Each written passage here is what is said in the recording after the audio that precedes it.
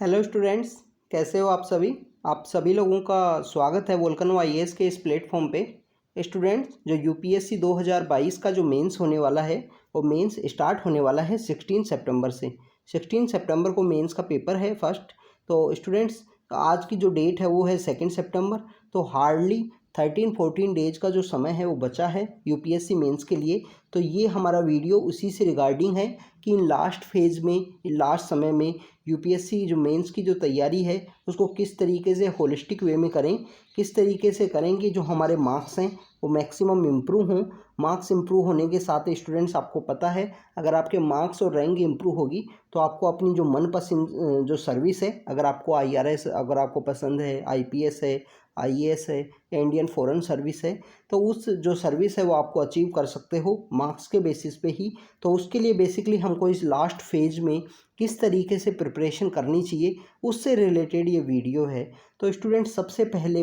सबसे इम्पोर्टेंट बात ये है कि इस लास्ट फेज में जो सबसे इम्पोर्टेंट आपके लिए जो कॉन्सेप्ट होगा, जो भी आपने अभी तक रीड किया है, जो भी आपने अभी लास्ट 2-3 मंथ्स के अंदर जो मेन से रिलेटेड जो टॉपिक्स को रीड किया है उनको मैक्सिममली एक बार रिवाइज ज़रूर कर लेना स्टूडेंट्स। अगर आपको रिवीजन करना ही है तो कम से कम 2 बार कर लेना। अगर आपके पास समय है या आपके पास कैपेबल समय है तो मिनिमम 2 टाइम्स उनको रिवाइज कर लेना। इसके अलावा उसको मिनिमम 2 टाइम्स रिवाइज करने के साथ साथ आपने जो भी टेस्ट सीरीज़ लगाई है किसी भी इंस्टीट्यूट की, चाहे वो कोई भी इंस्टीट्यूट हो जिसकी टेस्ट सीरीज़ आपने लगाई है, तो उस टेस्ट सीरीज़ को भी एक बार मिनिममली एक बार आप यहाँ पर रिवाइज ज़रूर कर लेना, क्योंकि रिवीजन ही मेन की है जो आप एग्ज़ाम के अंदर परफॉर्म कर पाओगे। स्टूडेंट्स, आपको पता है कि एग्ज़ाम के अंदर एक क्वेश्चन को अगर आपको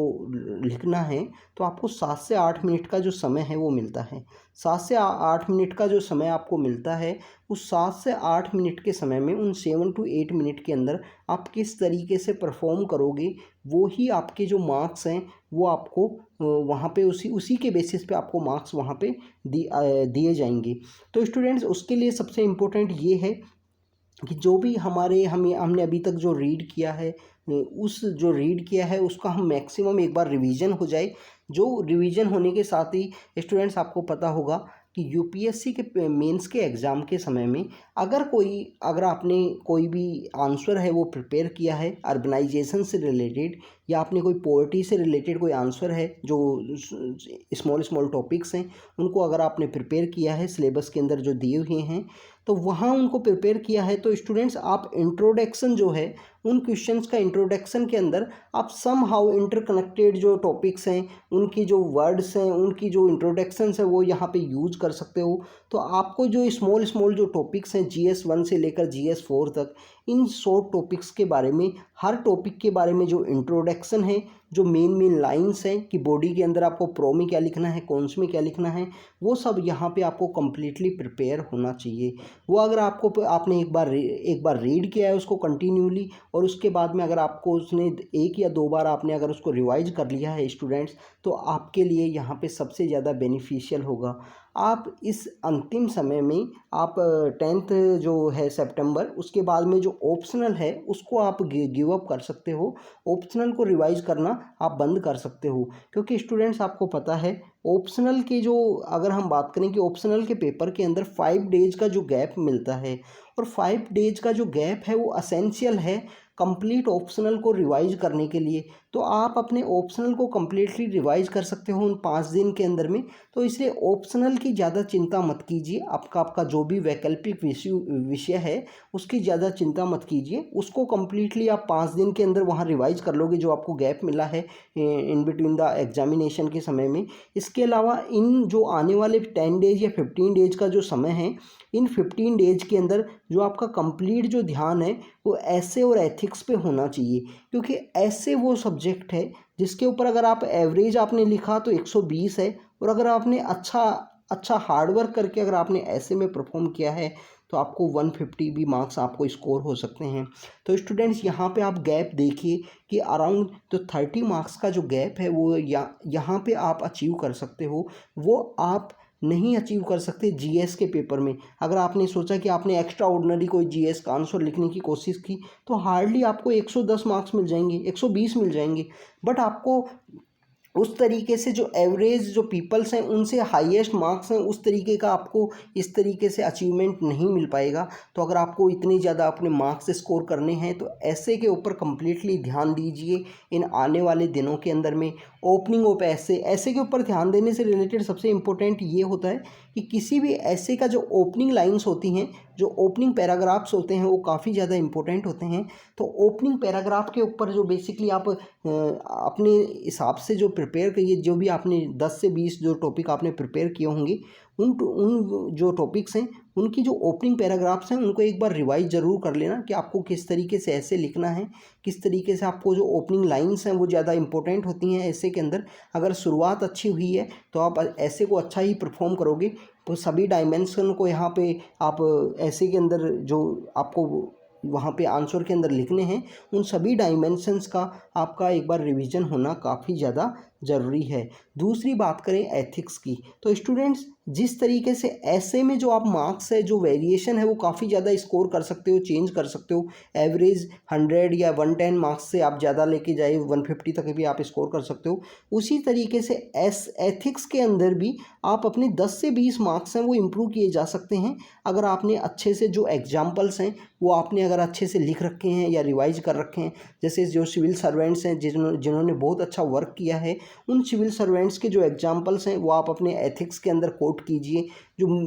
पर्सनैलिटीज़ हैं, पर्सनैलिटीज़ के द्वारा क्या क्या वर्क किया गया है, क्या क्या उन्होंने एथिकल जो रिस्पॉन्सिबिलिटी है, एथिकल अकाउंटेबिलिटी है, कोई भी ऐसा एथिक्स से रिलेटेड कोई भी ऐसी टर्मिनोलॉजी है जिसको उन्होंने अपने वर्क के थ्रू शो करने की कोशिश की हो, तो उसको आप उन बेसिक एग्जाम्पल्स को क्या तो कलेक्ट कर लीजिए, या कलेक्ट नहीं किया है या आपने कहीं पे लिख रखा है तो उनको एक बार रिवाइज ज़रूर कर लीजिए स्टूडेंट, जो काफ़ी ज़्यादा इंपॉर्टेंट। अगर आपने उनको कलेक्ट नहीं कर पाए हो, अभी तक आपने इस तरीके से नहीं सोचा है एथिक्स के लिए, तो स्टूडेंट सबसे इम्पोर्टेंट बात ये है,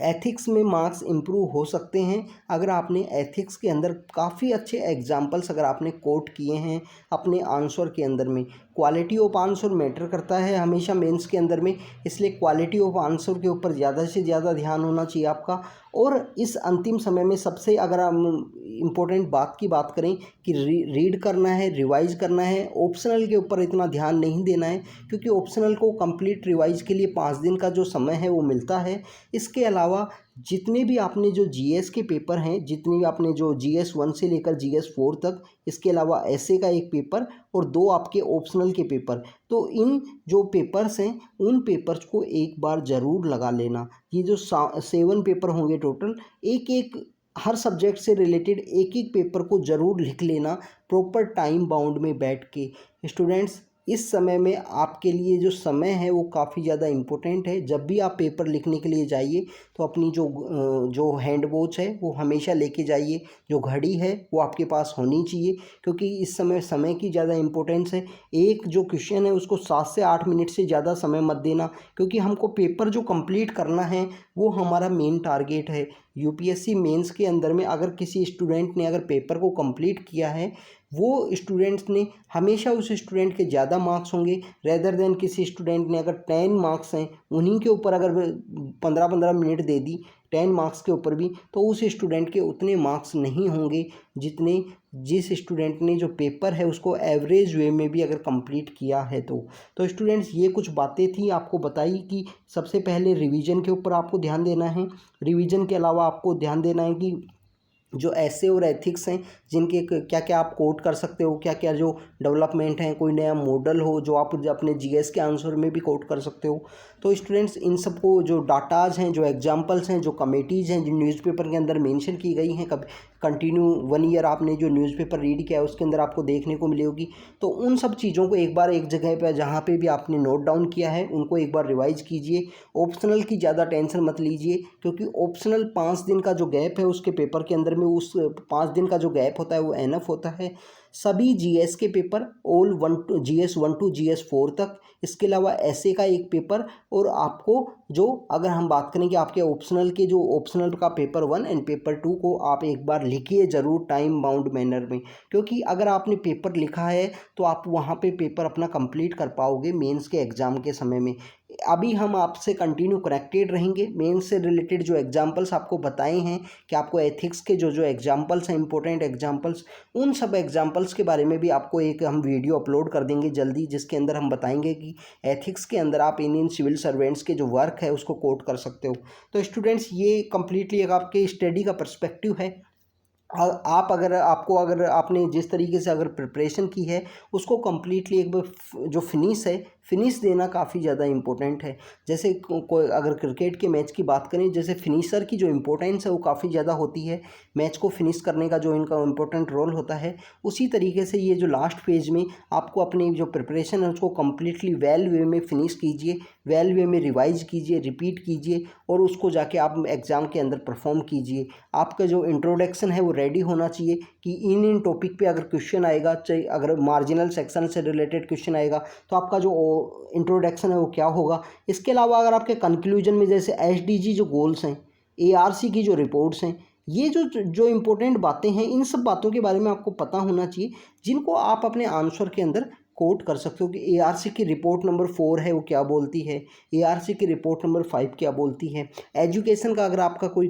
अगर हम बात करें कि कोई क्वेश्चन है तो आपको पता होना चाहिए कि एसडीजी गोल नंबर कौन सा है जो एजुकेशन से रिलेटेड है, कि क्वालिटी एजुकेशन सभी को प्रोवाइड करानी है। तो इस तरीके से आप प्रिपरेशन कीजिए। हम आपसे कंटिन्यू कनेक्टेड रहेंगे मेंस के एग्ज़ाम तक। जो भी इंपॉर्टेंट हम डाटाज, जो क्लासेज आपको अपलोड कर सकें, वो सब यहाँ पे अपलोड करने की कोशिश करेंगे। तो स्टूडेंट्स, कंटिन्यू प्रिपरेशन कीजिए, अपनी हार्डवर्क कीजिए, जो भी आपने हार्डवर्क किया है उसके ऊपर बिलीव कीजिए, आपको जो सक्सेस है जो ज़रूर मिलेगी। Thank you students, thank you very much.